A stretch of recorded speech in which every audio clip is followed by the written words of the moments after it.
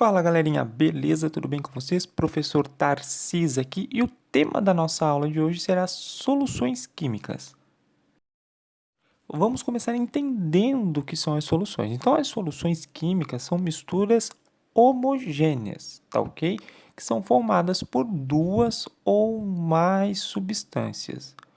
Os componentes de uma solução são denominadas de soluto e solvente.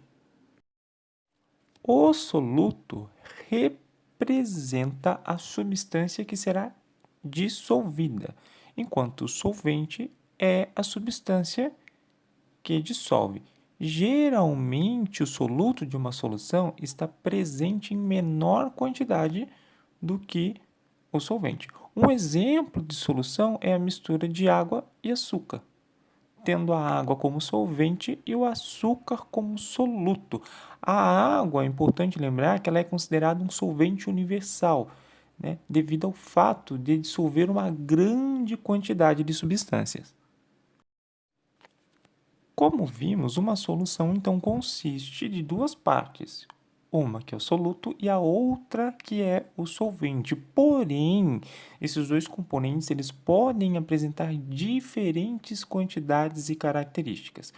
Como resultado, existem diversos tipos de soluções e cada uma delas baseia-se em uma determinada condição específica. De acordo com a quantidade de soluto que possuem, as soluções químicas elas podem ser as seguintes. Vamos lá, ó. Soluções saturadas, né? Solução que é com a quantidade máxima de soluto totalmente disponível pelo solvente, né? Ou seja, se mais soluto for acrescentado, o excesso acumula-se, formando um corpo no fundo. Soluções insaturadas, também chamada de não saturada. Esse tipo de solução, então, contém menor quantidade de soluto, o que é dissolvido totalmente no solvente. E ainda podemos ter as soluções supersaturadas. Essas são soluções instáveis, onde a quantidade de soluto excede a capacidade de solubilidade do solvente. E a diferença para saturada é a quantidade de soluto que vai exceder agora, que será numa quantidade, numa proporção muito maior. As soluções elas também podem ser classificadas de acordo com seu estado físico. Então, elas podem ser sólidas, líquidas ou gasosas. As soluções sólidas, né, formadas por solutos de solvente em estado sólido, né? Por exemplo, a união do cobre e do níquel, que formam uma liga metálica. As soluções líquidas são formadas por solventes em estado líquido e solutos que podem estar tanto no estado líquido quanto no estado sólido ou gasoso, por exemplo, sal dissolvido em água. E as soluções gasosas, essas que são formadas por solutos e solventes em estado gasoso, por exemplo, o ar atmosférico. Além disso, segundo a natureza do soluto, as soluções químicas são classificadas em soluções moleculares e soluções iônicas. Moleculares, quando as partículas dispersas na solução são moléculas, por exemplo, o açúcar, né? E iônicas, quando as partículas dispersas na solução são íons, né? Por exemplo, o sal comum, né? O cloreto de sódio, né? Formado pelos íons de Na+ e cloro-. Referente às soluções, existe o coeficiente de solubilidade. Então, solubilidade é a propriedade física das substâncias de se dissolverem ou não em um determinado solvente. O coeficiente de solubilidade representa o quê? Representa a capacidade máxima do soluto de se dissolver em uma determinada quantidade de solvente. Isso conforme, né, as condições de temperatura e pressão.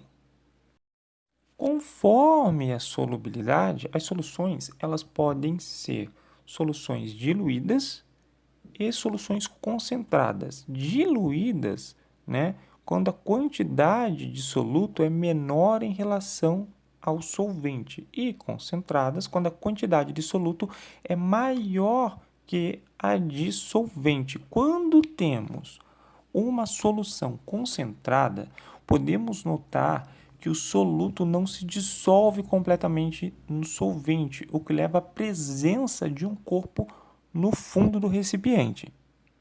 Para calcular o coeficiente de solubilidade, utilizamos a seguinte fórmula matemática, onde CS, né, que é o coeficiente de solubilidade, é igual a 100 vezes a massa do soluto sobre a massa do solvente. Então, fica CS é igual a 100 vezes M1 sobre M2.